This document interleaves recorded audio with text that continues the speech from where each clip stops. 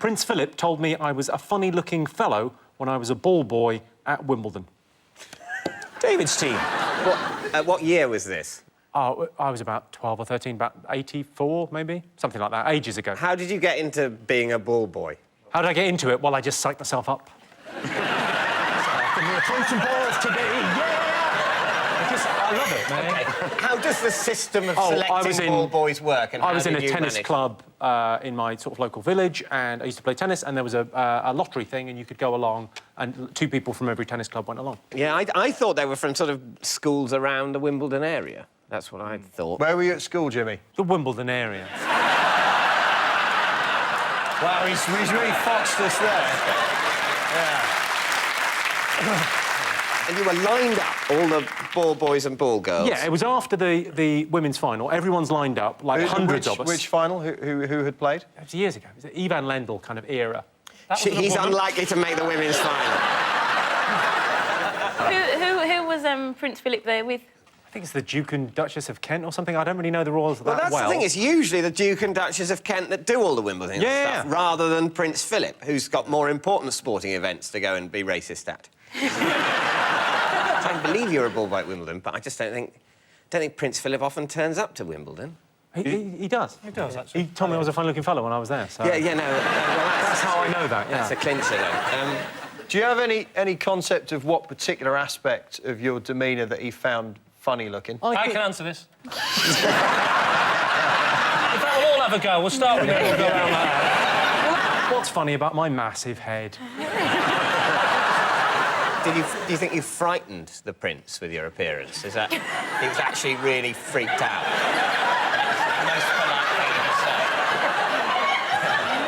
Do you know what? That joke works if you don't do that. Do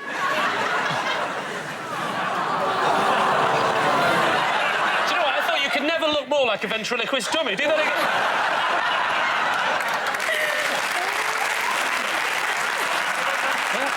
You cheeky monkey!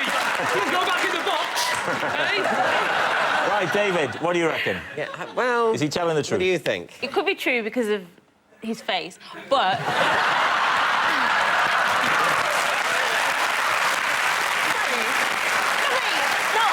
I don't think you're ugly. I just think... No,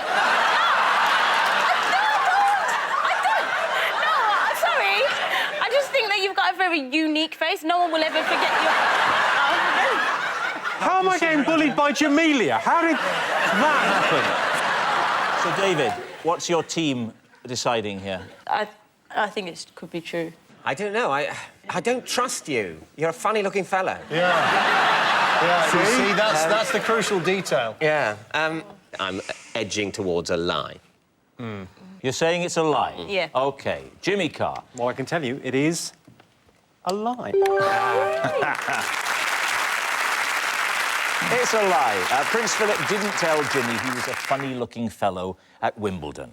What a moment. Perhaps the funniest man in Britain, known for his off-colour material, finally getting to meet Jimmy Carr. On Countdown, if I worked out the number puzzle before the time was up, I used to play a little game. That's where I've seen you before. So, David's team, what do you think? What little game?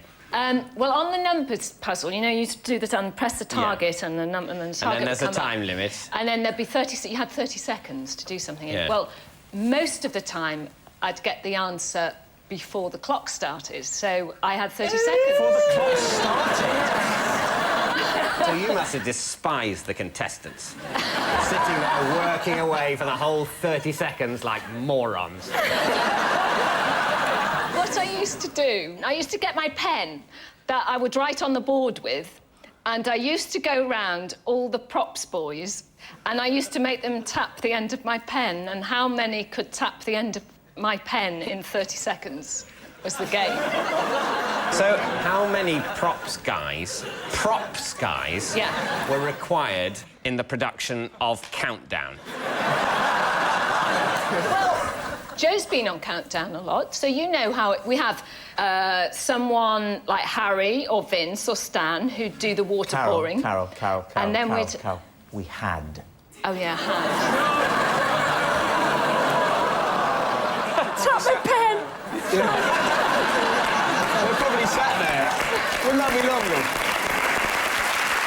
Did you ever vary the game at all? Was it always the same game? Sometimes. Sometimes, here we go. Sometimes I managed to get to the front row of the audience as well. You did, Occasionally, did you? a member of the Come audience. on, those people can't move. Eh?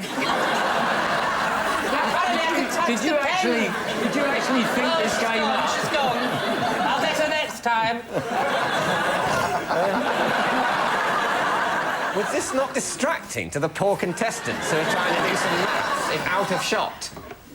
Slightly out of shot, yes. I feel sorry for this this new girl that's doing the numbers, because all the props guy must be going, oh, you'll have great fun on this show. They would have said to her on the first day, are we going to play Touch the Pen? And got fired for sexual harassment. We always played Touch the Pen with Karen. Well, I'm sorry. I'm just not like that. David, what are you and your teammates thinking? Does it strike you as plausible? I think Larry? it's flannel myself. Flannel. That's a great word. You've been on EastEnders too long, Larry. Oh, I don't know. I mean, I missed a lot of that because as soon as Carol started describing the game, I had a sort of mental absence. I've done Dictionary Corner quite a lot. And But you couldn't see me from Dictionary Corner, could you? No, I couldn't. Well, what I doubt is whether you would be allowed, when the contestants are trying to work out the maths, to run around the studio getting men to touch your marker pen. Yes, well, so we think it's a lie, I think. I think we do. OK. What a surprise. Yeah. OK, Carol, is it truth or is it a lie? It is true. Now then. Oh. And do you know what? It actually is lots of fun. So, you seriously did this? It was a ritual, and after about 15 years, it gets funny, really, when, you know... Wow. people- That's what we're hoping with this show. And do you know, when I was being really cheeky, I'd take the top off, and then they all got dirty fingers.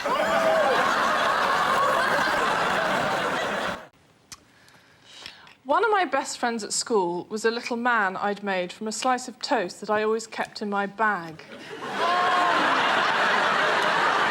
OK. Yes, true. Next question. What was his name? Tim. Tim Toast. In the toast man. How did you make him? I cut him. I actually With figured scissors? him myself. Scissors or a certainly- knife? Scissors. Scissors, so you got a piece of toast, brown or white? Good question. Brown toast. Was he buttered?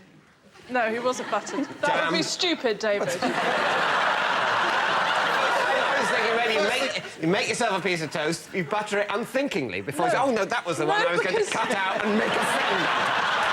Now, unfortunately, I've buttered my friend, but then my friend will be more buttery, which is good.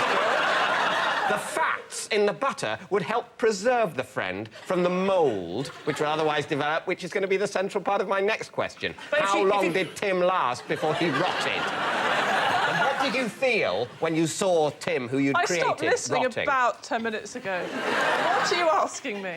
I'm asking what happened about the rotting of Tim. I don't remember a rotting. How old were you when you made Tim? 7 or 8. And how old were you when you stopped being interested in Tim? 29. And what did he do, Tim? Did you never have an imaginary friend? He was just... This wasn't an imaginary friend. This is a friend that just happens to be made out of a piece of toast. Did you make him, you know, in your own image? I do remember designing big legs because I wanted him to be a fast runner like what I was. Where did Tim sleep? In the toaster? I mean, did you take him to bed?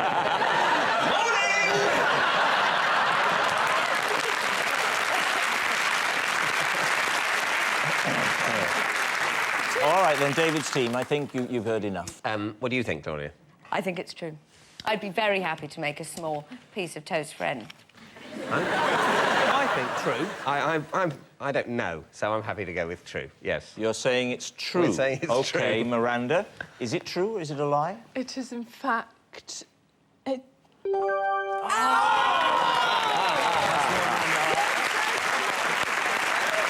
done. It was a lie all along. One of Miranda's best friends at school was not a little man that she'd made from a slice of toast. Well, it makes sense now. I have made a CD of the sound of my kettle boiling, and I play it every night to help me get to sleep. Lee's team, is that possible? Why would that help you get to sleep? It reminds me of my grandmother, because we were always caravanning when I was little, and she'd be up later than me, and the kettle would be just boiling on the gas stove, and I could hear that little hiss and whistle and the bubbles. I had it done for me by the sound people at work. Mm. You Really? absolute lie. You're trying to tell us... All I'm picturing is a man now with these big things on, going like that, in 5, 4...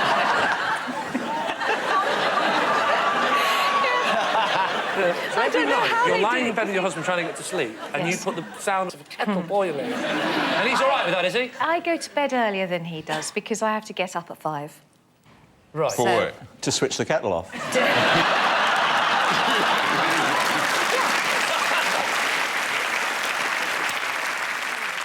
Have you tried sex? And plus, when Have you tried sex to get to sleep? Yeah, because Ken's got a good technique if you want to try it.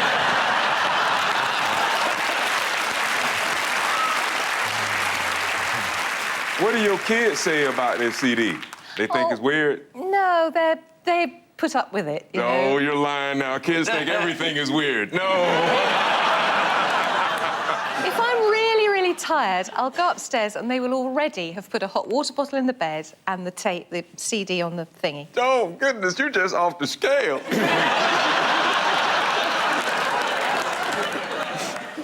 So, Lee, what are you going to say? We'll say it's a lie. You're going to say it's a lie? OK, Fern, reveal all. It's a lie.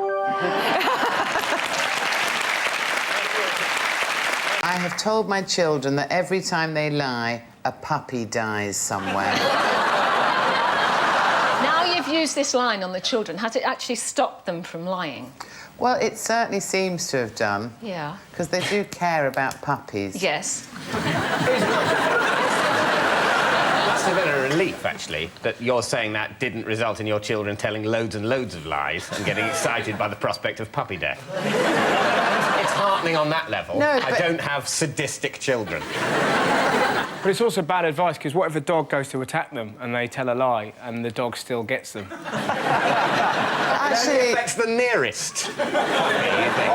The nearest dog will die. So you just... You know. Well, statistically, you'd hope via osmosis the lie will kill... Essentially, you tell the lie, dog death spreads out from you till it finds a dog, the dog dies, and then the wave of dog death stops. Can I just ask Joe, why a puppy and not a kitten?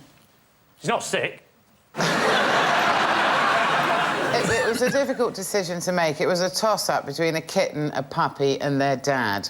And kind of puppies are the sweetest. What is your verdict? My team say true. You're saying true, yeah? OK, so, Joe, is it true? It's a lie. It's a lie. The D in my name stands for delicious.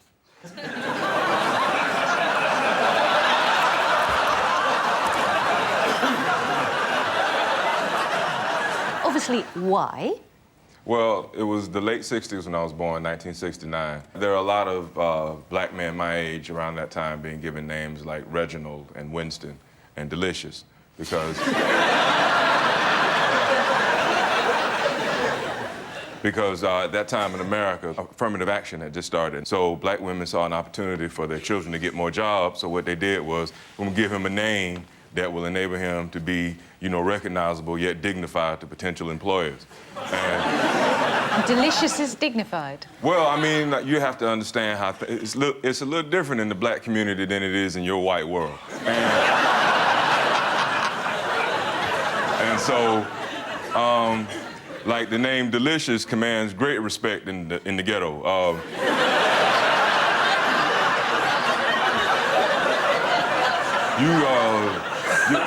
You probably don't listen to much rap music, do you, Fern?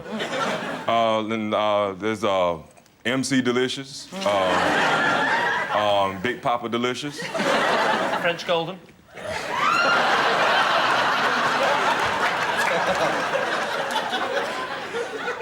Where did Reginald come from? Reginald is a German name. It means mighty or wise power. And delicious means very tasty.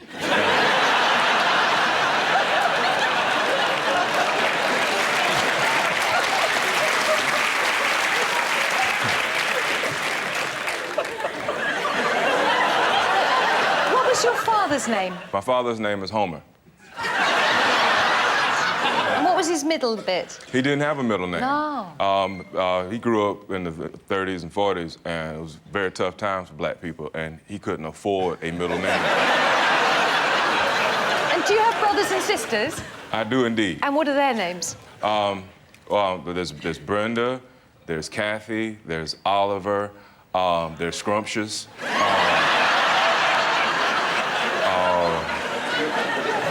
I don't think people would have thought that calling you delicious would help you get jobs, except as a food. Well, I think, shall we say it's a lie? I think that's what we're heading towards. I think. Stupid when it's true. So you're saying it's a lie? Yes. OK, Reg, is it the truth or is it a lie? It is a lie.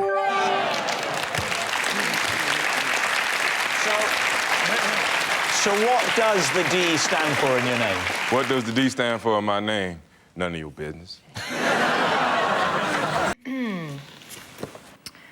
I have 2 chilies tattooed on my back, but I'm having them covered up because they look like carrots. Lee's team, what do you think of that faltering delivery? Well, whereabouts are they on your back? They're on this side. I know where the back is. Sort of down on my shoulder. When did you have them done? 15, 20 years ago. Why did you choose the 2 red chilies? I was in Bali, and we were on an island called Lombok. We? I don't remember this. And Lombok... You're just doing my drinking face. I know you've got tattoos. What are the other tattoos? Horns. Where's that? On my hips. One on each side? Yeah. What, so your belly button looks like a ram's nose? Not my belly button. What? She said, not my belly button. Nice. What can I say? A bit of sauce from McCall. I like it. Did you choose chilies so that if a bloke came across them, he'd think, she's hot stuff? Yeah, well, I would think that if people didn't think they were carrots. Either that or here's something I don't want in my mouth for too long. So you were in Bali. Who were you in Bali with?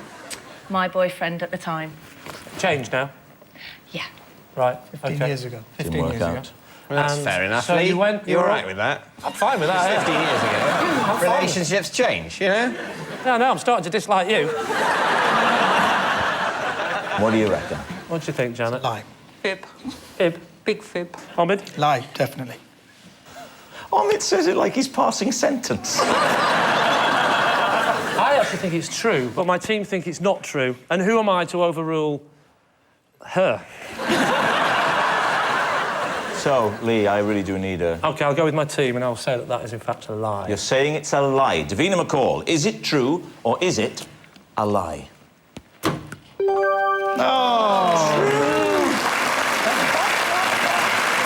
So sorry. I was just about to support you. Let's have a look, then. I need somebody to help. I'll do it. Yeah. Carrots, well...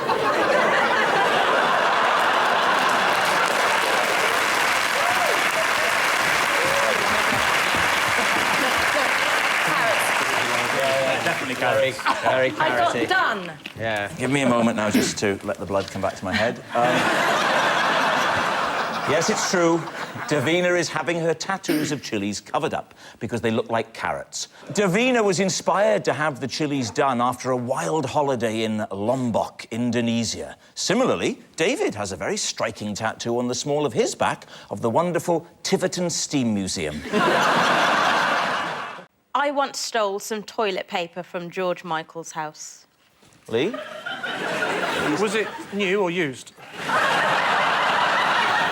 Was it beside the bed on the floor crumpled up, or was it from a roll. I'm amazed he has toilet paper in his house, because he's normally at the gents in the park. Yeah, it was in his house. In the toilet, not in the toilet, like on the roll. Just what were you doing at George's house? It was a party. I think it was his birthday. Were any of his relatives there? How blasé are you? You think it might. Well, I mean, what was the occasion? Well, it was a party. What do you have parties for? Well, I have parties for all sorts of reasons. Well, it was one of those reasons. All right, then. Why did you steal the paper? A memento. How much did you steal, Jamelia? What sort of quantities are we talking about here? Not like just like a square. One square? One square? And then you did this. That's not a square. That's an oblong. The toilet paper squares are oblong. You know, they're referred to as squares, but they're not perfect squares at all. They're oblong. They're definitely longer than they are wide. You're the only person in the world that's noticed that, David. Everyone else goes like that, just that, but not you. I say. Excuse me, darling, pass me the ruler. I think this is actually an oblong, not technically a square. Well, how long ago was it? A few years. 3, 4 years? Give me some figures. About 3 or 4 years. Oh, right, that's handy. What's Jimmy? No further questions, Your Honour. False. I think if you were going to steal something from George Michael's house, you would steal something a bit better than that. Hey, what do you want? To take a flat-screen TV? I mean, there's taking a memento, and then there's just being a thief. I think you're edging towards saying it's a lie, I suspect. I think it's Me and Jimmy think it's a lie, but Terry, if you're going to overrule us, then... No, I'm just going to disagree. In that way, I'll look great if you're wrong. You won't look great. Fair enough. Hey, what about give them your brutal quipping, not me. Oh, I'm on your team. Right, Jamelia, you're going to have a bit of brutal quipping. Go on, we'll say that's a lie, Jamelia. OK, so, Jamelia, they're saying it's a lie. Are you telling the truth?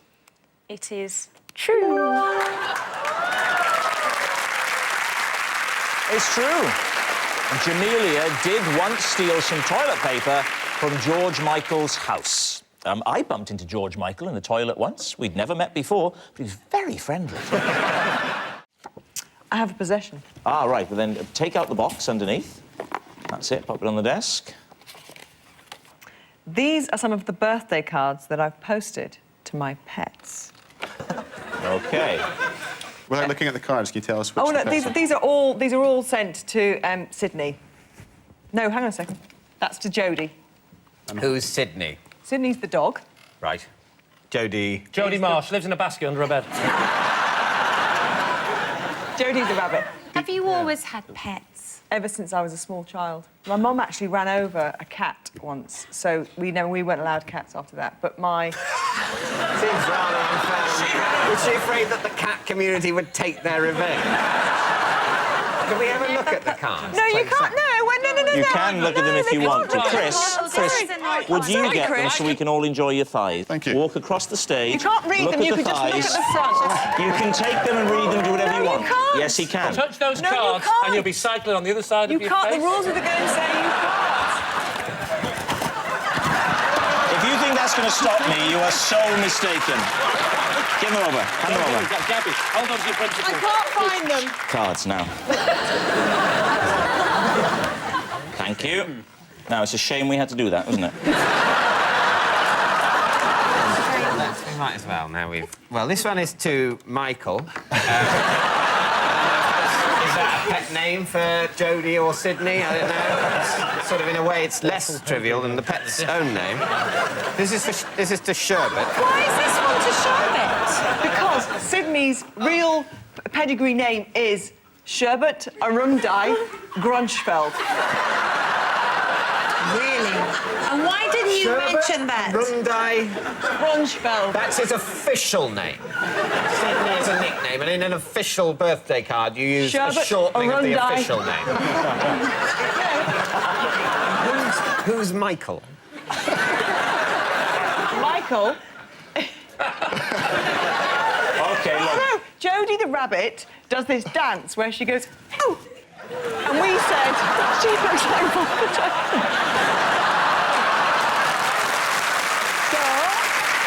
So, David, what are you going to say? It's a difficult one. I just... the thing is...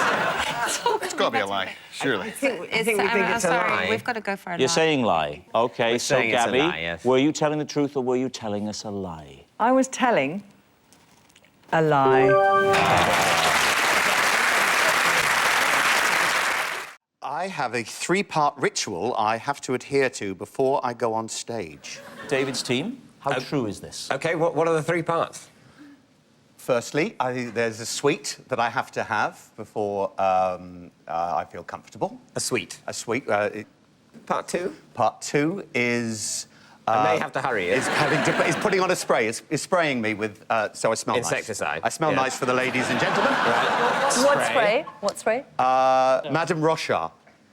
Because I'm in Hairspray and she's a woman, and OK. so I put. So it's a recent thing since you were in Hairspray. Or... It depends. It's theme. A different smell for every thing I do. What did you do when you were in Cats? I didn't do Cats. What's the third part? And the third part? Tapping. Tapping. Tapping? Tapping. What do you tap? Tapping. Parts of my body. I don't think we need to go any further. Can you demonstrate? Yes.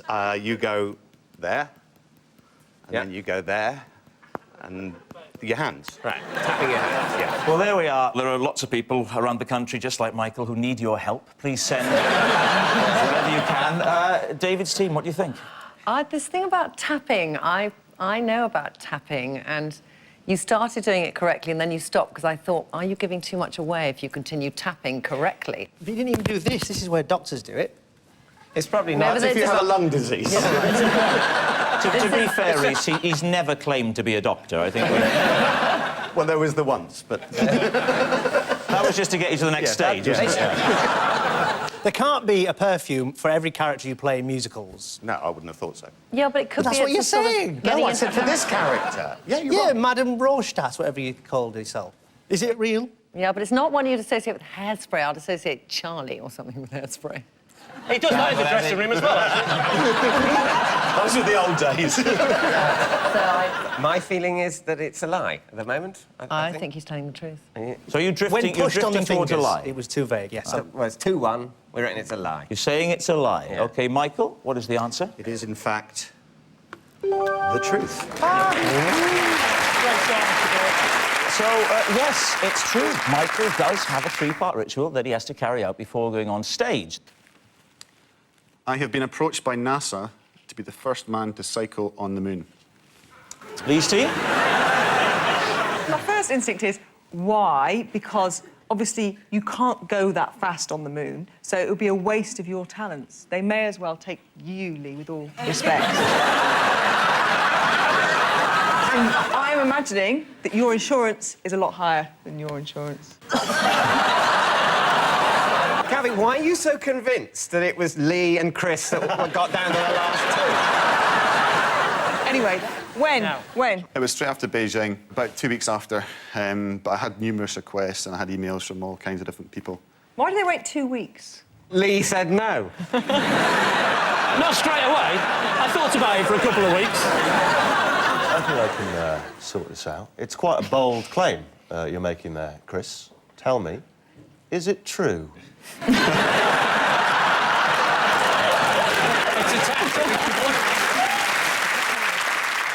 Of course it's true. Oh, very good. Very good. Yes. Hey, wait, whoa. He might be lying. He might be lying. Oh, I hadn't thought of that. Yeah. Did they explain why it's crucial to the future of space exploration? Well, to have you moving very slowly on a bike that doesn't work properly? Slowly, not with the stabilisers. He wouldn't... I hadn't thought about a stabiliser. It wouldn't have made No, any you difference, hadn't. you know, whether it's fast or not. It was about the fact it was going to be a bicycle on the moon, the first bicycle on the moon. And could you be asked? Could I be? Bothered? If it had been possible, then yes. It turned out it wasn't possible to do it. Why? Because you can't fly a rocket. How long would this whole trip have taken?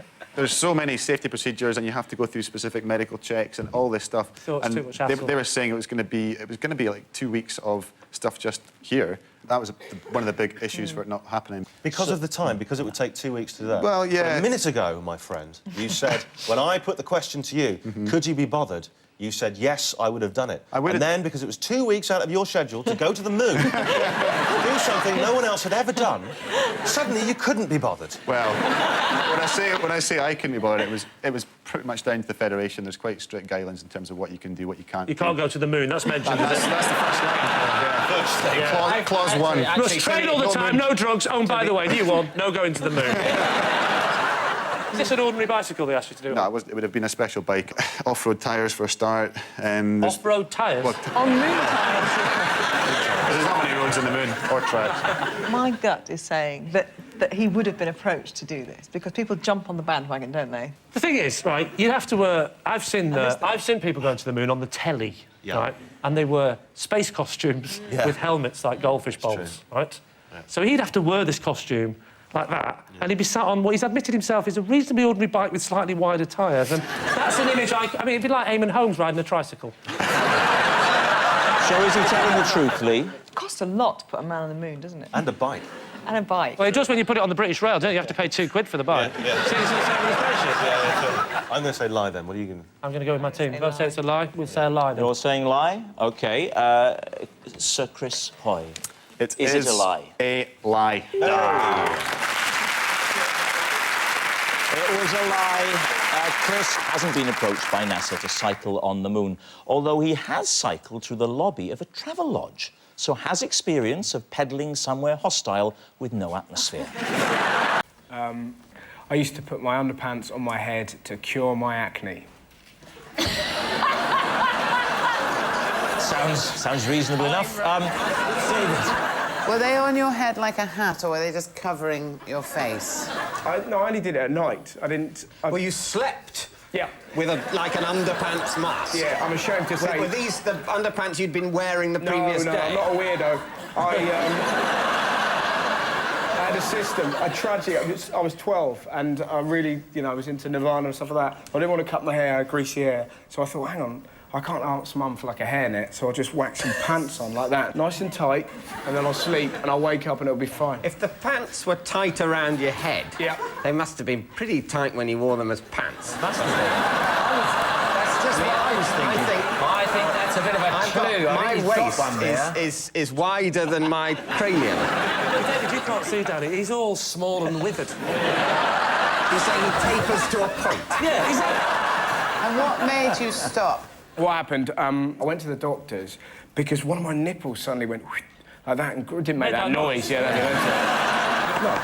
and I went there and I was worried I was becoming a woman or something like that.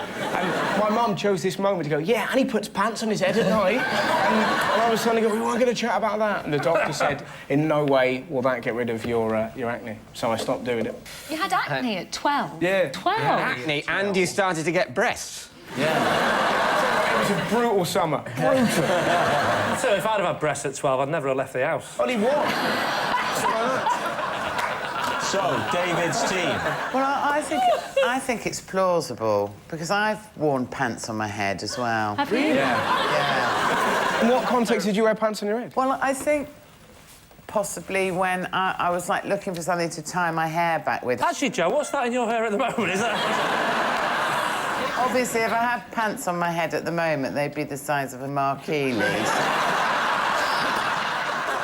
What I like to do every night when I take my pants off, it's a bit of a laugh.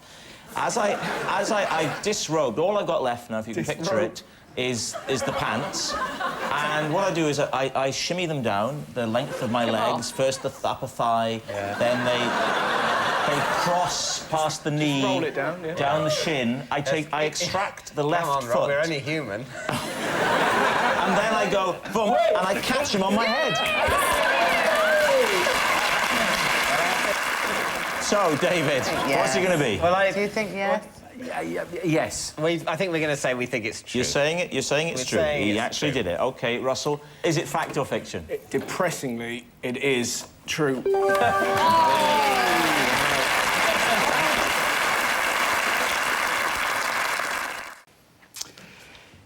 Yeah, I once guessed the exact number of sweets in a Mini Cooper and was awarded a prize by Britain's tallest man.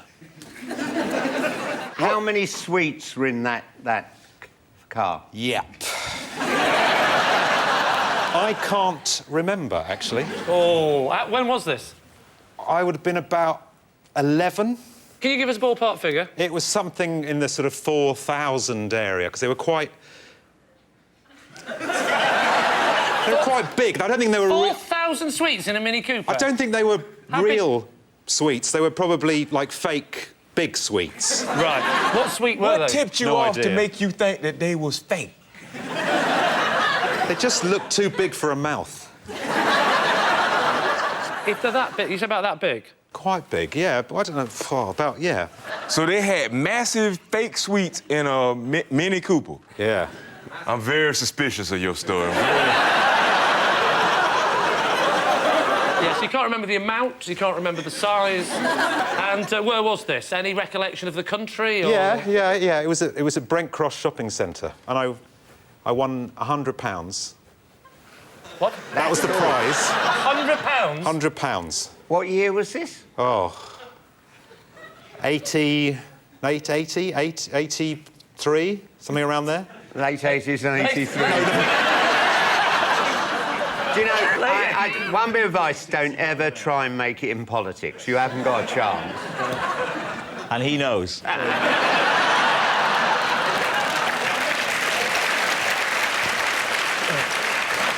I sense you're edging ever closer to a decision. What are we going to say, Ken? He's lying. Not that tough, then. Reginald? My first instinct to say that that's too fantastic of a story to have ever happened to anybody. But then I think you look like you might do anything.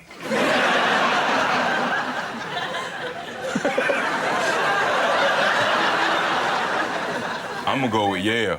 I don't know who to go with. Reginald with his suave charm. Or you. I'm going to go with Ken here and say that you are, in fact, not telling the truth. You're saying it's a lie. OK. So, Steve Mangan, truth or fiction? It is, in fact, the truth. No! No!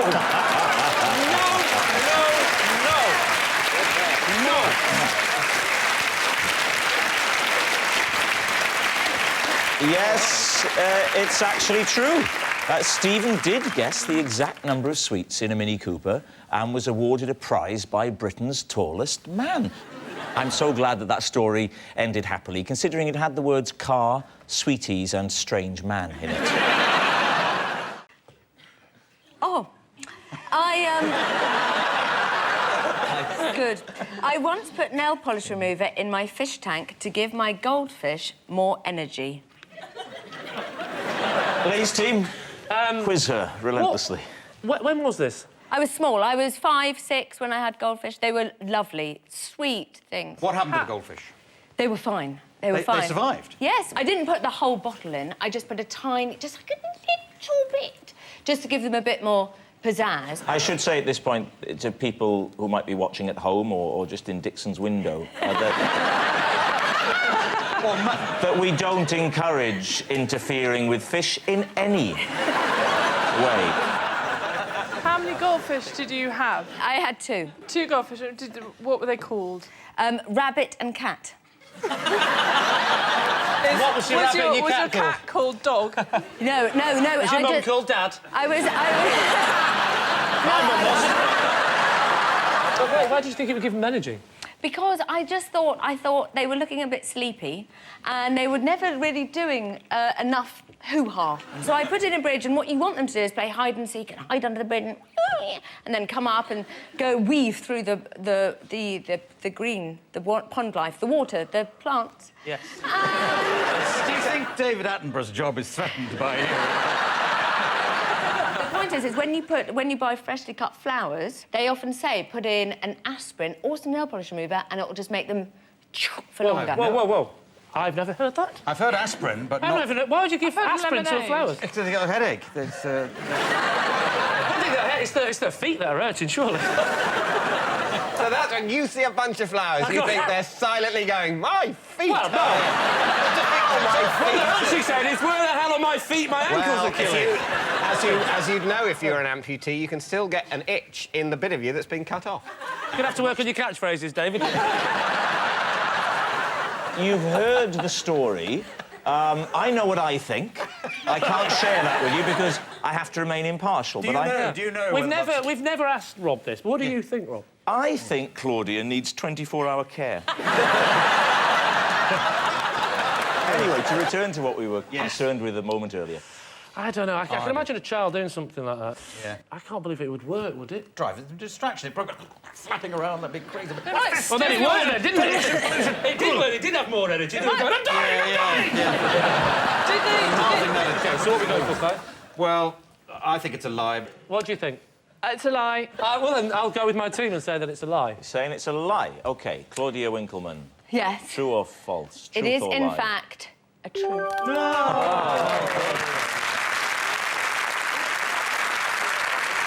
Yes, it was true all along. Claudia did once put nail polish remover in her fish tank to give her goldfish more energy. And that was the last time in her life that Claudia Winkleman wasted a single drop of makeup.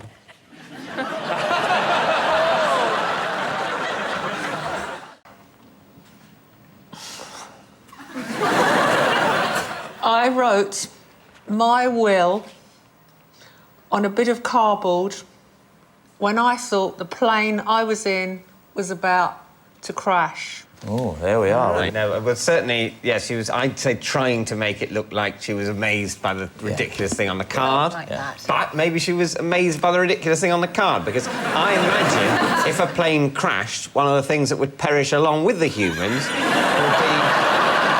be the cardboard. So, Are you asking me to comment on that? I think he's just suggesting that you should have written your will on the black box. Yeah. I mean, that's logistically impossible. Aren't they locked in their cabins now? Sorry to argue with you. No, you see, I don't think that the black box solution was workable either. OK. I think when they talk about when they find the black box, what they do is it's a recording they play rather than say read what's written on it. Don't you mean I could have got in the pilot's cabin and just screamed my will at them? You could have actually gone on the radio and say, never mind, Mayday, Mayday, take this down. Was it cardboard and not paper?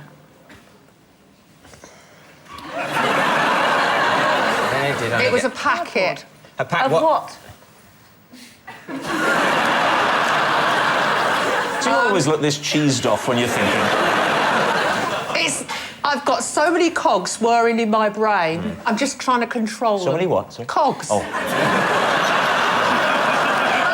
you, Rob, my IQ makes double figures.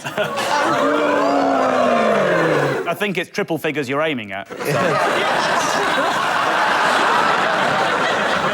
It was a film packet. Why did you think it would work? I was panicking. The bloody plane was crashing. You're not logical, are you? What were you writing? I mean, were you writing, like, bits and bobs to each person, or was it, like, everything? I was leaving everything to the person I was with. Oh, he was in the plane!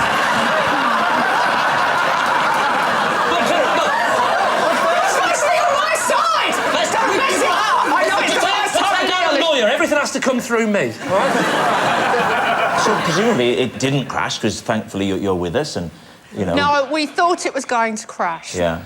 And the plane had problems with the landing gear. Well, David, you've heard a fair old testimony Well, here. I don't think...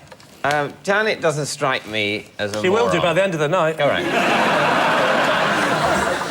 And I think to write a will on something that will burn more quickly than you will is a moronic act. But the only thing that worries me was the beginning when she looked at it. I felt felt double that bluff. she was acting. Yeah. When you're thinking all along, she knows exactly what she's reading because it's the truth. I think it was a bit double bluff at the beginning. I think it's probably true. Yeah. And you're leaning towards I think true. it could be true. Yeah. Well, I mean, I just don't think it is true, but I'm happy to be outvoted. We think it's true. You say it's true. Janet, is it fact or fiction? True. Oh. Yes, I was right.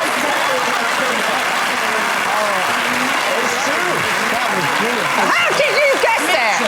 Yes, it's all true. Janet wrote her will on a bit of cardboard when she thought the plane she was on was about to crash. Passengers heard a terrifying whining noise, an unearthly screeching.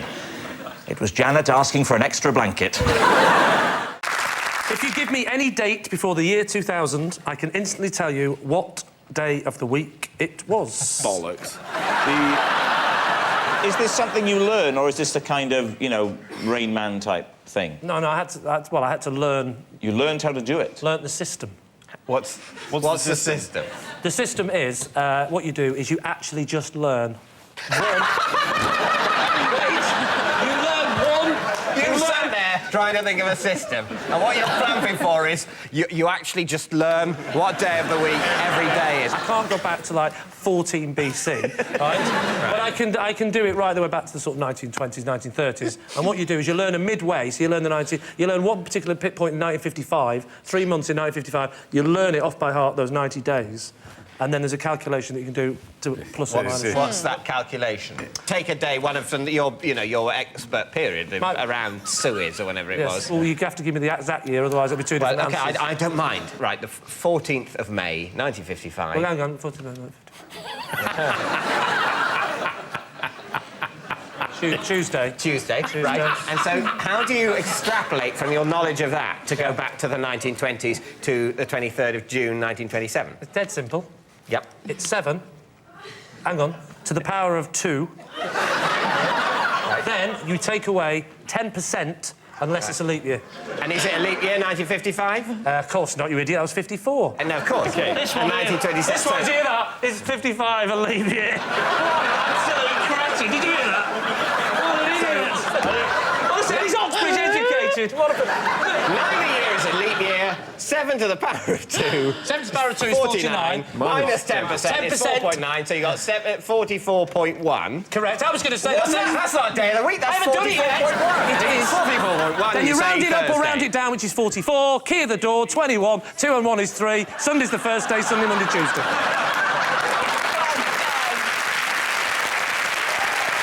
So, David. Lie. You're saying it's a lie? OK, Lee, are you telling a lie? Of course I'm telling a lie.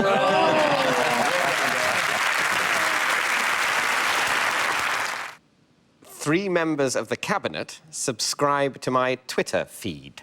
Please explain for some of the less with it crowd what a Twitter is. Well, Twitter is a website where you can essentially leave messages of up to 140 characters. All right. OK. And no longer. OK, Leasty. You made it sound so dynamic. I can see why it's so popular. I can't. Why did you sign up? Because someone on it was impersonating me. What? Someone on Twitter was pretending to be me and putting messages on it like going to peep show production meeting, everyone there is an arsehole, which I did not wish to be published under my name. And who are the Cabinet Ministers? They are Andy Burnham, the Culture Secretary, Alistair Darling, who is the Chancellor of the Exchequer. Can you say Exchequer like that again? Chancellor of the Exchequer. And Alan Johnson. If this is true, is it any wonder the financial crisis we're in? How many followers do you have? About 27,000. What sort of information would you be giving that's so interesting that they're going to sign up to follow you, of all the people in the country? I think you can follow more... That sounded really confrontational. You really are full of nasty... He's a very popular young man in the current entertainment scene, and a lot of people enjoy his work and they want to get close to him and they follow him. He's been on Question Time. He's been on Question Time, I'm a major political force, Charlie. Lee, let's have a guess. It's a lie. I That's think it could be true, actually. I think it could be true. It's a lie! If anybody is talking through the internet to Cabinet members, it's Dave Mitchell. He's not talking. I'm on there. He doesn't really say much. Frankly, you're boring on there. I think it might be true. Are you saying true? You can say that if you want to lose the game. OK, it's a lie. OK. No, I think it's a lie. Charlie? It must be a lie. I don't know absolutely convinced it's a lie. I think it's true, and I'm going to go with you two, but particularly you, if it goes wrong. OK, you're saying it's a lie. David, is it true? It is a lie. It is a lie. Very big lie. There are not 3 members of the Cabinet who subscribe to David's Twitter feed. I, myself, don't get all the fuss about Twitter. I think people have forgotten the simple pleasure of just sitting down and talking to friends on Skype. I kept my car running for 2 months by cracking an egg into it every day. David's team, is that possible? When you say cracking eggs into it, where do you mean in the petrol tank or in the... In the petrol tank. Oh, you fool. Do you know nothing of cars and eggs? Not egg-running cars. Well, if you, in a car, you have a radiator. If the radiator cracks, all the water comes out. Yeah. But, interestingly, if you put an egg in the radiator, it congeals. And it seals the hole in the radiator because the egg cuts and... So why didn't you go and get it fixed? Well, that's a good question. See, Trini, I couldn't afford it.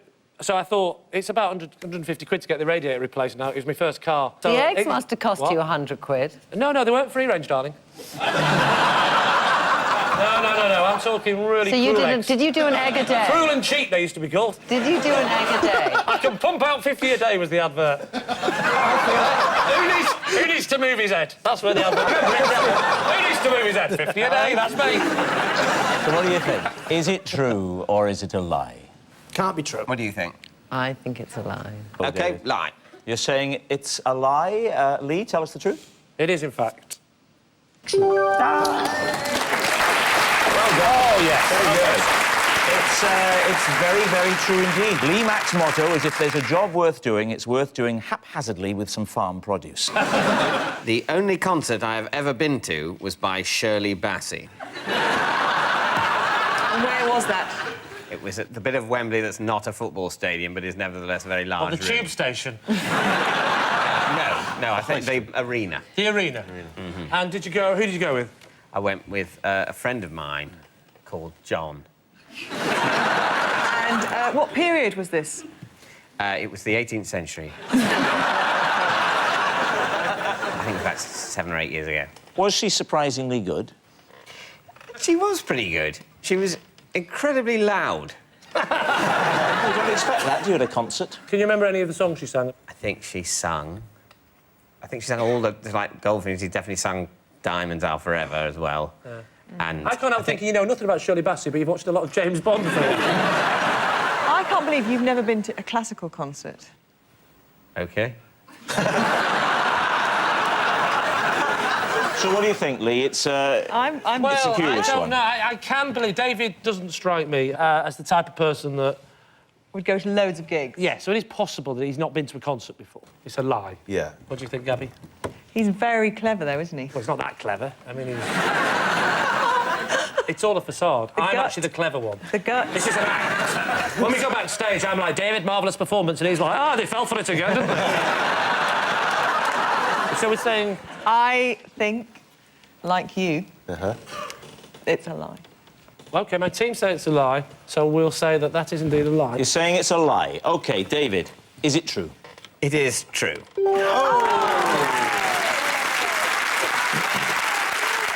I can't eat custard creams because they remind me of Spencer Whitfield, who bullied me at school. David, what did Spencer Whitfield do to you?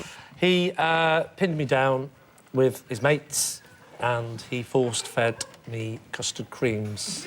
Why not just beat you up? Why did they want to feed you custard cream? Did you look thin?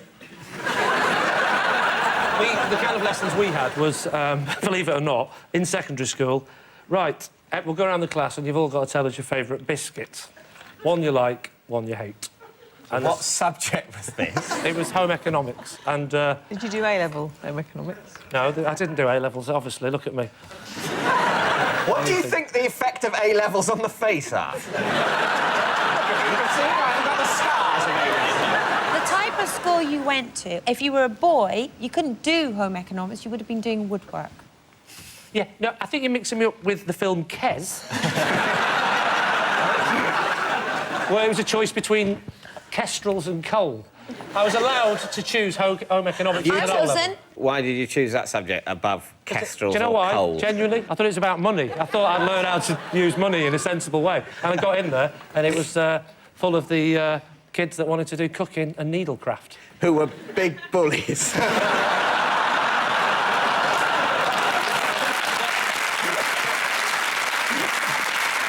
So, David, what are you going to say? I don't think it's true, really, but... No. You're pretty saying it's a set lie. on it being a lie. OK, fair enough.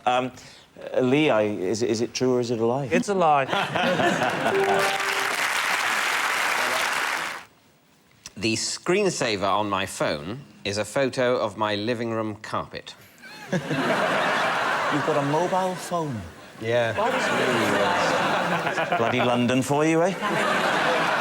Lee, is he telling the truth? Well, if anyone's capable of this. What colour is the carpet? Sort of, a very bright beige. I like the fact that you thought beige might be boring. I'll jazz it up a bit. Yeah, Why would you do that? Why would you take a photograph of your carpet? Well, I've got a mobile phone which is the same model as a phone that many people have. Yes. And I needed a way of distinguishing it from other people. You know, might be left at a table in a meeting and then you pick it up and go, oh, yes, I immediately recognise that because it's the one with the carpet. A beige carpet. He might have done it once a long he's time done ago. something on that carpet. Oh, he hasn't, has he? Yeah, that's why he's got it on his phone. Oh, not again! I told you, I'll rub your nose in it! So you think... Yeah, I think you've done something. You might photograph your carpet, but you wouldn't photograph a beige carpet. So what are we saying? True or false? I think it's false. False. You're saying it's a lie. OK, so, David, is it true or is it a lie? It is, in fact, true. Well, David, the obvious question... Would you please whip it out and let us have a look? Absolutely. There we go. Oh, we have a close-up, actually. And there it is. It's true. The screensaver on David's phone is a photo of his living room carpet. It's the first time an Ericsson's got a close-up of a bit of beige carpet since Sven went out with Ulrika. Originally, David had a picture of his bed on his phone, but got embarrassed about his Hannah Montana duvet cover. Ooh, possession. Oh, right, you're going to pick the box up then from under the desk? Well, you say box. Oh, sorry, the tube. The tube. Yes. This is my wall map of the UK. I have marked every service station that I have ever visited on it. Oh, OK. I can so see him doing that. Yeah. This from a man who was criticising somebody else for photographing a beige carpet. Wow. Sorry, are they little stickers? Yes. Sorry? They're two colours of stickers. There are two colours of stickers. What do they represent? The orange ones. These are the orange ones, orange ones. Yeah. And I've also done blue ones. But why? Why? So I could differentiate between the two types of service stations. Why? I'm about to tell you. OK, well, come on. Just give me a second. Sometimes Lee likes to finish his own sentences, sometimes not. They are basically two differentiating service stations. I use orange if I am heading north and blue if I'm heading south. Or, if I'm heading west, I also go for blue. In east, I go for orange. Well, you have headed north a lot more than you've headed west or east. I mean, how did you get back here? They're actually equal if you count them. Looks like there are loads more orange. Now, that one in Scotland there, on the top... I can't believe you know where Scotland is, David. Well done. Near Inverness, there's one. That one there? That one there. Reminisce about that. Do you know, I will reminisce about that. I went through to the main pasty area, where I ordered my Ginster's pasty, and may I say, Aberdeen service station, it was absolutely the perfect temperature. This is really hurting my arm. OK, you can put it down. One more question, though. One more... Have a look. Yeah, one more question, though. You don't have to spoil it with the details. If you want to have a look, they can have a look. Yeah. Can they? Yeah. These are all motorway service. Yeah. Oh, you're all coming, are you? Well, you know. Yeah. There's an F and an asterisk. What do they denote? They note fantastic. And the asterisk is... there's not a word. Blows my mind. Blows my mind, the asterisk. And how many years of touring does this represent? Oh, it's not just touring. I'll do it when I'm on holiday. I'll do it wherever I go. You know when you said that there were about the same number of orange and blue? There's 7 blues and 33 oranges. You're going to be laughing on the other side of your face when in the next round I say I am colourblind. So, David, it's time to take a guess. Aberdeen service station doesn't ring true. It's definitely... I wonder, with the Aberdeen one, that's right outside Aberdeen. So you stopped at a service station about 6 minutes after departing. If it's on empty, I stop and fill it up. Certainly, Which 33 times out of 40 happens when heading north. Yes, it's uphill. You could...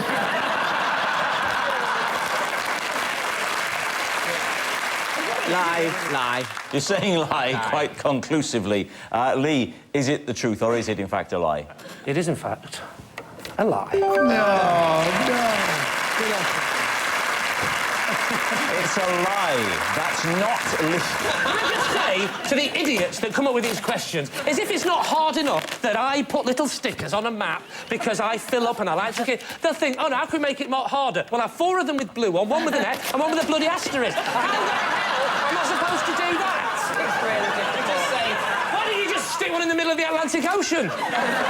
I was thrown out of a nightclub for refusing to stop dancing on a table. There we are. What was the name of the nightclub? It was called Cindy's. Cindy. This has taken on a whole new... What sort of... David couldn't think of a name and went, think of your dolls. Cindy's. Why were you on the table? What was the occasion? It was just... there was just a group of us went to this nightclub, you know, on a Saturday night, I think, and got very pissed. When they said, please stop, yeah. What did you say back? Hammer time.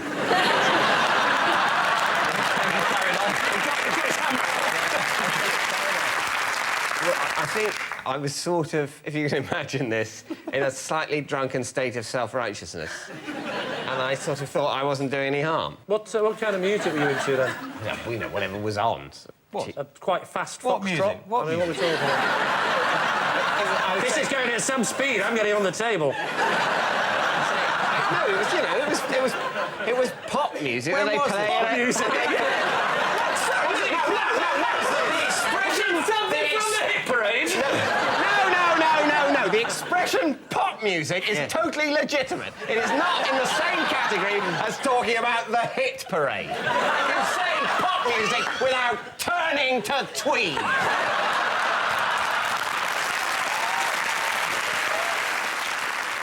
Lee, it's time to reach a decision here. Miranda, what is our decision? Well, I've seen David drunk many times, but I've never seen him dance before. So you're thinking it's a lie? I think it's a lie. It so has to be a lie. It's got to be a lie. I thought it was a lie when he said, once in a nightclub, my shutters went down. You're saying it's a lie. David, is it the truth or is it a lie? It is a lie.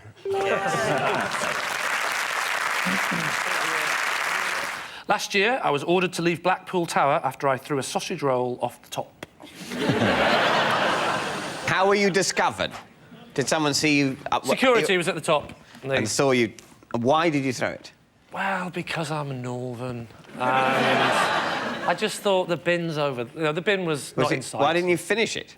Because, actually, I'd already had one. This was my second. I was halfway through it, and I thought, no more for me.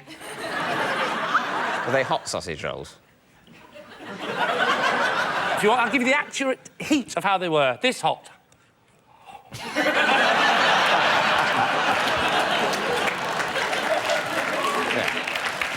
Why did you throw it off the top? You're there, there's security there. It's a horrible thing to do. Someone, how fast is a hot or even quite hot sausage roll going to be moving by the time it you're wrong, hits David. some No, it wasn't quite hot. morbidly obese child down on the promenade having a miserable time on holiday in Blackpool, of all places, and then he's just heard about the divorce of his parents, consoling himself with another load of high-sugar snacks, and the next thing he knows, a warmish sausage roll hits him slap in the face. He's trying to eat the second sausage roll.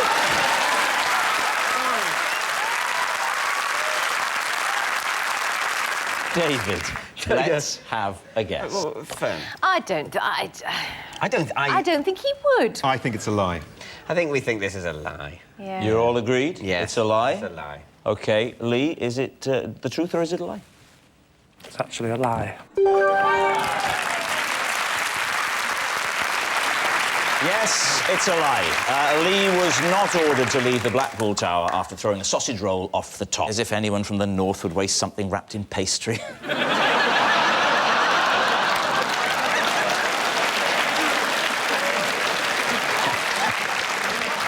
I read 1984 from cover to cover in W.H. Smith, so I didn't have to buy a copy. Lee, do you believe that? When was this? It was, I'd say, 1992. So, 8 years after it came out. Did you knock on the door at 8:30 as they opened, and you were in there till 5? Oh, this is good. Or did you pop in and read a bit at a time? I read it in a series of lunchtimes. Did you find that later on in the afternoon you were really, really hungry? I grabbed a sandwich as well. Oh, you were eating and turning at the same time? No, you can't eat sandwiches in W.H. Smith, you barbarian. What was the name of Winston's girlfriend in 1984? It's Julia, as in do it to Julia, isn't it? Yes, I think. What were you doing for a living in 1992? I was working at a publisher's. Was it really badly paid? It was quite badly paid, but I dare say I could have stretched to a copy. Actually, Why didn't you? Because I quite like the. You like the danger? I'm living on the edge, sweetheart. I'm nipping into W.H. Smith and I ain't paying for it. Technically, isn't this? It's a type of shoplifting, but with intellectual property. Yeah. You're stealing thoughts. It's very 1984 in and of itself. I like it. Thank you. So, I don't know, what do we think? Well, in 1992, I was having it large, he was podium dancing, and he was reading bleeding books in his lunchtime. He's weird enough to have done it. Let me ask you a question. What were you having that was so large? Everything. Chips, milkshake, the lot. So, Lee, time for a guess. True. You're saying true. You're saying it's a lie. Lie. Who do I trust the most?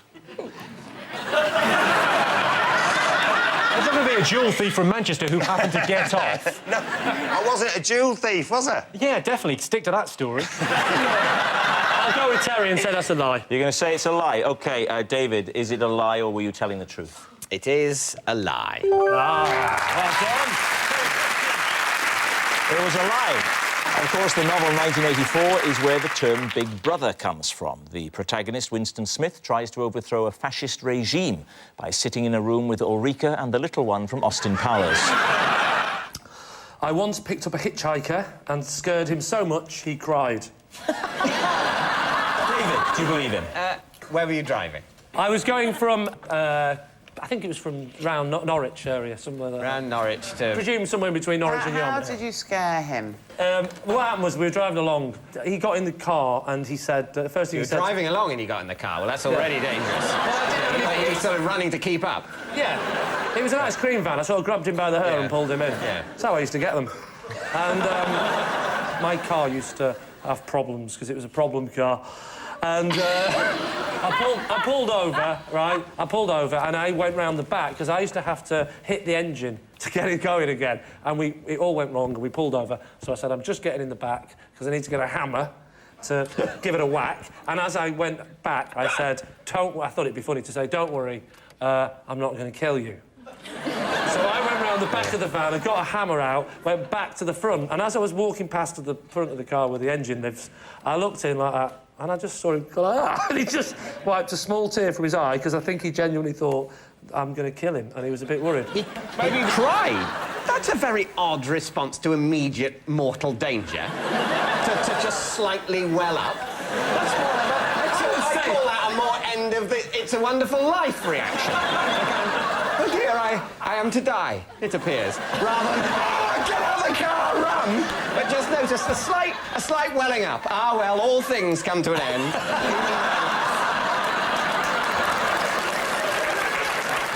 David, what do you reckon, then?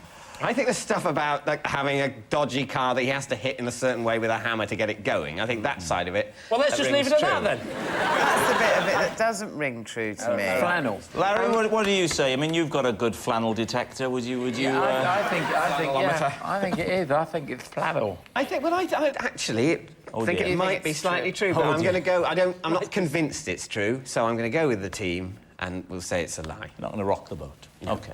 Lee Mack. I say that it is indeed the truth. It's it's true. Lee did once pick up a hitchhiker and scared him so much that he cried. Even Lee now admits it probably wasn't a good idea to shut him in the boot with the other hitchhikers. As a child, at my grandparents' house, I had a little bell that I would ring if I wanted anything.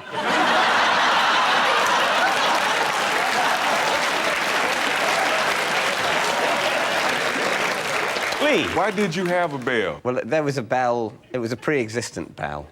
There was a bell in the house, and I liked it. Only at the grandparents' house? Yes. Not at home?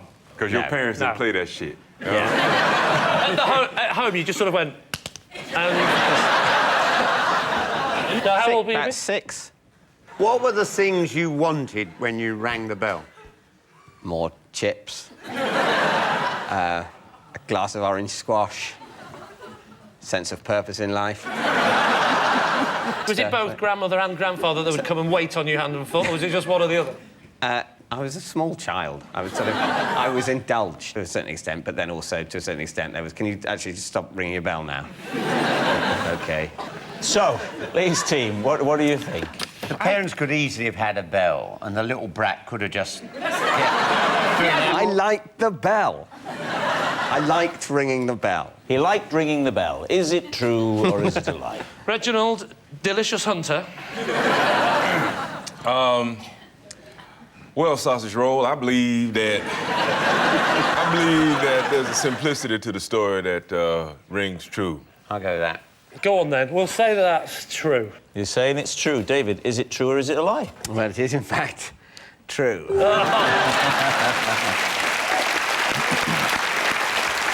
Yes. Yes, it's true. As a child, David's grandparents' house did have a little bell that he would ring if he wanted anything. Ding-a-ling. Could I have a posher upbringing, please? That's a remarkable impression, because it has the advantage of also sounding quite a lot like Ken Livingstone. I thought that as I did it. You're absolutely right. As I did it, I thought, this isn't the best David Mitchell I've ever done. Right. If it was going to be one of the good David Mitchells, it'd be a bit more like this. I don't know why anybody would think I would do that. Why would they think that? And I'll tell you another thing.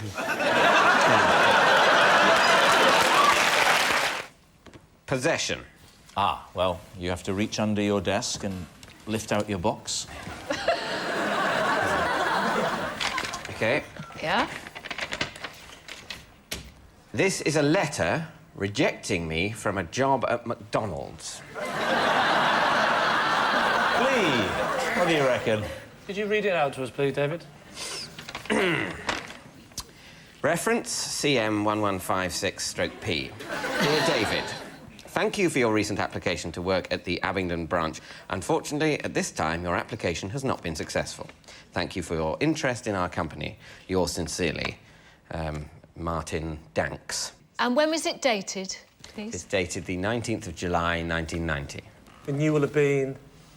I will have been... mortified. Yes. I never really bounced back from that. I would have been just 16. Does that add up, Carol? He's 52. At heart, yes. I don't want to bring back unhappy memories for you, but what did you feel you could have brought to the company? A certain nervous energy. A culinary snobbishness that is lacking in our company. It's lacking. A fear of interacting with customers. And an equal fear of frying chips. I think Dave could have closed them down just by having people come and go, "Gives a burger." You don't want a burger, my friend. I would not at that age have had the confidence to refer to someone as my friend in that way. Can I have a burger? And I'd have gone, why? Don't look at my face. What do you think, Carol?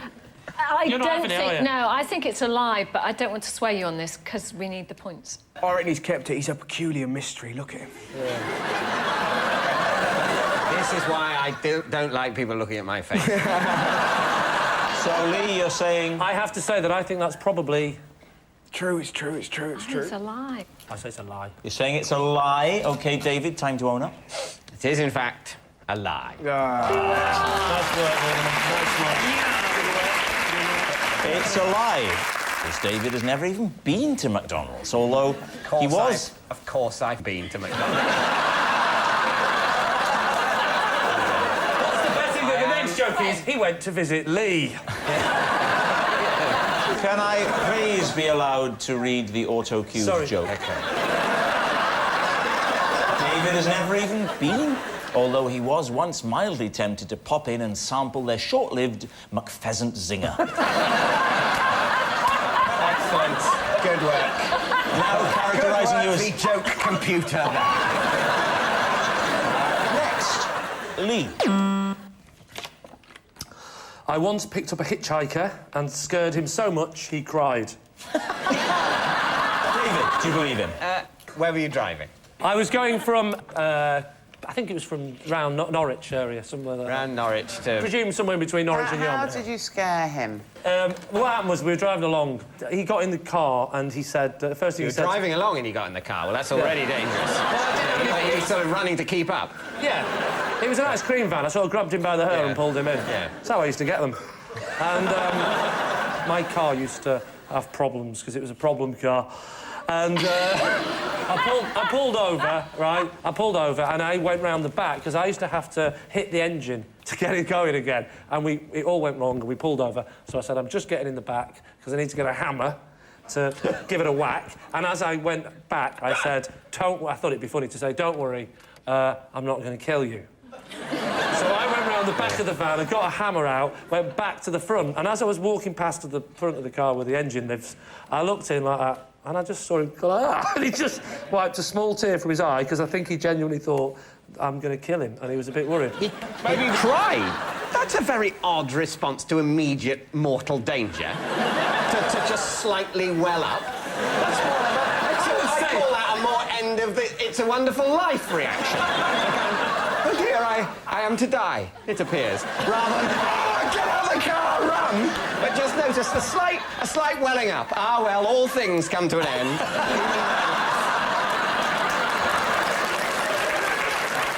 David, what do you reckon, then? I think the stuff about having a dodgy car that he has to hit in a certain way with a hammer to get it going, I think that side of it... Well, let's just leave it at that, then. That's the bit of it that doesn't ring true to me. Flannel. Larry, what do you say? I mean, you've got a good flannel detector. Would you? I think it is. I think it's flannel. I think it might be slightly true, but I'm going to go... I'm not convinced it's true, so I'm going to go with the team, and we'll say it's a lie. Not going to rock the boat. No. OK. Lee Mack. I say that it is indeed the truth. It's true. Lee did once pick up a hitchhiker and scared him so much that he cried. Even Lee now admits it probably wasn't a good idea to shut him in the boot with the other hitchhikers. For 6 years, I pretended to a girlfriend that I was partially deaf. Seems reasonable enough. David's team, what do you think? After how many years of going out with her did this start? Shamefully quickly. Was by pretending to be partially deaf how you clinched the deal early on? Are you saying I have to use pity to attract people? I'm saying you might have used pity. I'm not above it. Did she have a very irritating habit that precipitated your going deaf? Yes, talking. She was talking about something that was very important to her, some emotional thing. Right. And she said you weren't listening to me and got very upset, started crying, and so I thought I'll lie and tell her I'm deaf in one ear. Which I did. And at that point, what you're saying to her is, I didn't hear anything because I'm deaf in one ear. I thought we were sitting together in silence. That's what I thought was happening. No, I had my attention taken up with something else, and I said it apologetically. Stroking his guide dog. Well, that's what he called it, anyway. Did you elaborate on why you were deaf in the ear after you had to go? What was your reason? I said that when I was a child, I had nearly drowned when I was like 4 in a swimming pool, and this had left me deaf in one ear. I clearly tried shaking my head, and I felt quite bad because I told the lie early on, and then I had to maintain it. So did you tell her ever after the 60s, or did the relationship just break up and you never told her? I never told her. Right. I didn't tell her. I wrote about it in a newspaper column. That's nice. She's a Geordie. They're robust. Actually, to be fair, now that adds credence to the fact he didn't want to hear her, so... I'm just trying to put myself in the position of that woman. 6 years! You've lied. You've lied to me. A big lie? It's quite a big lie. You'd be surprised how often it doesn't come up. Now that's a big lie. And the advantage is, after telling that lie, half the times it comes up, you can pretend you haven't heard. So what do you think? So you think it's... A lie. You think it's a lie? Horrifically, I think it's true. I think it might be true. You think it's true. Charlie, is it truth or lie? It's true.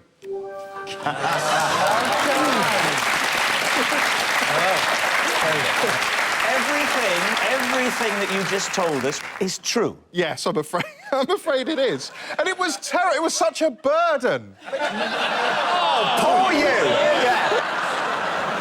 The first time I introduced her to my parents, we're going down to meet them on the train. I suddenly thought, oh, God, she's going to mention the... And so I had to turn round to her and say, don't bring it up. My mother blames herself. And...